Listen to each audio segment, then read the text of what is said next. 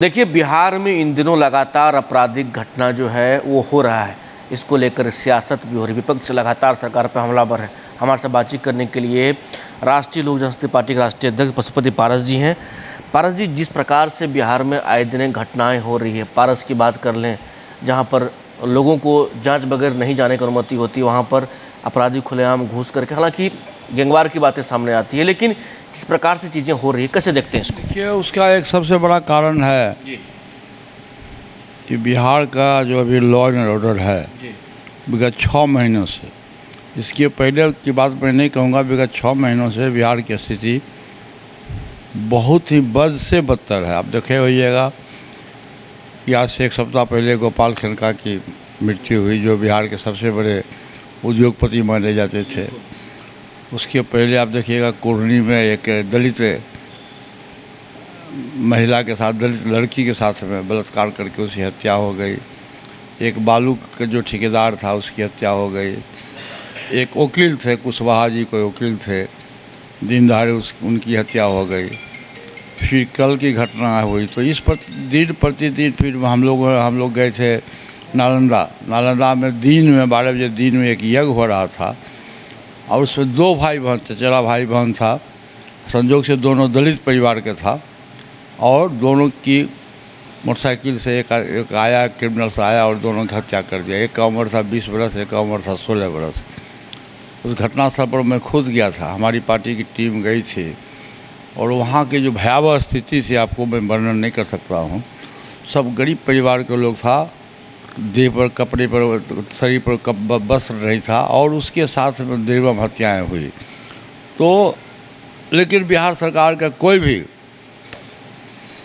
चाहे पदाधिकारी हो या राजनीति करने वाला व्यक्ति, उस क्षेत्र का जबकि विधायक मंत्री हैं, फिर भी किसी ने वहाँ जाने का प्रयास नहीं किया।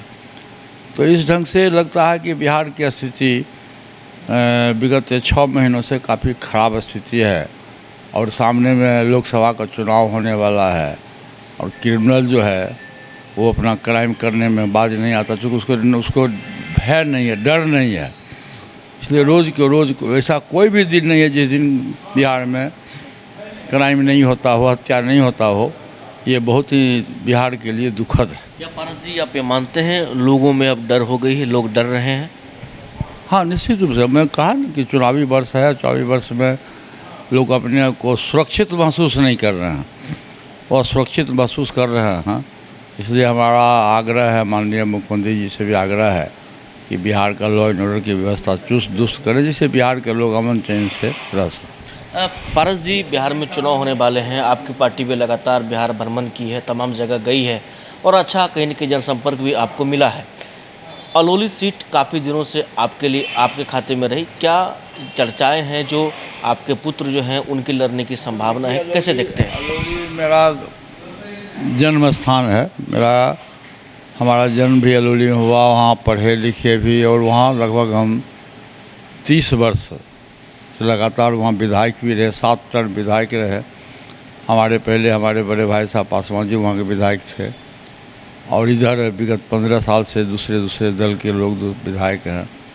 लेकिन वहाँ के जो पब्लिक है, वहाँ का जो जनता है, उसमें भी परिवर्तन की होड़ है। लोग चाहता कि परिवर्तन हो और उसके लिए जैसे आपने जो नाम कहा, उसमें हमारे पार्टी में पार्लियामेंट्री बोर्ड है, पार्लियामेंट्री बोर्ड की बैठक होगी और उसमें जो सर्वसम्मति से तय होगा, जो जिताऊ उम्मीदवार होगा, अलौली ही नहीं पूरे बिहार में जहाँ हम गठबंधन में रहेंगे, इंडिया गठबंधन में, तो जो जिताऊ उम्मीदवार होगा उस पर हमारी पार्टी का मोहर लगेगा और गठबंधन धर्म का पालन करते हुए जो भी सीट हमको मिलेगा हमारी पार्टी को, उस पर हम अपना उम्मीदवार देंगे।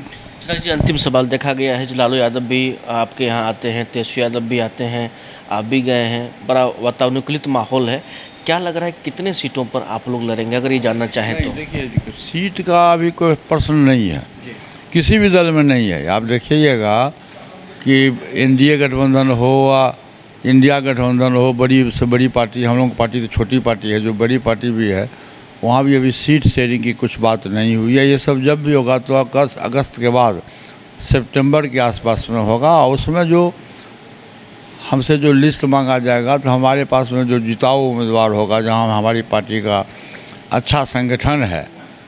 सीट अधिक लेना कोई बहादुरी नहीं है। आप कम सीट लेकर के भी 100% स्ट्राइक रेट जिताना वो बहादुरी की बात है। तो वो हम लोग बैठ के तय कर रहे हैं। तेजस्वी यादव इस बार मुख्यमंत्री बनेंगे? हाँ, निश्चित रूप से। उसमें तो बिहार की जनता के दिमाग में ये बैठ चुका है, बदलाव की हवा बह गई है कि बदलाव की हवा 20 वर्ष से एक व्यक्ति की सरकार है, तो निश्चित रूप से बदलाव होगा और तेजस्वी जी के नेतृत्व में बिहार में सरकार बनेगी। चलिए, तो हमारे साथ पशुपति पारस जी थे जिनसे बात कर रहे थे, क्या कुछ कहा वो भी आपने सुना। सही सोनू के साथ तनसु चैनल बाइसेस्कोप खगड़िया। घर रहने का मकान भर नहीं, ये खुशियों की तिजोरी है।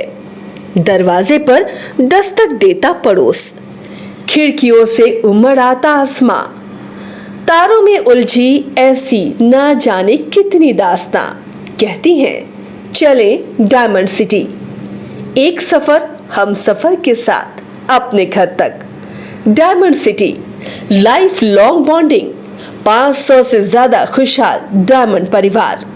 जल्दी करें, सिर्फ 200 फ्लैट बाकी। आज ही बुक करें अपना आशियाना।